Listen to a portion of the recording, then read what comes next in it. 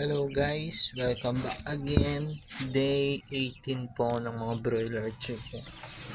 Ayan po guys. Day 18. Ayan, malalaki na po sila.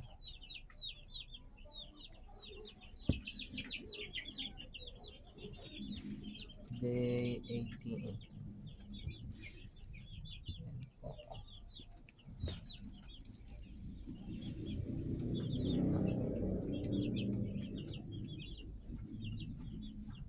Tapos dito po sa kabila ang mga maliliit. Ayan po guys.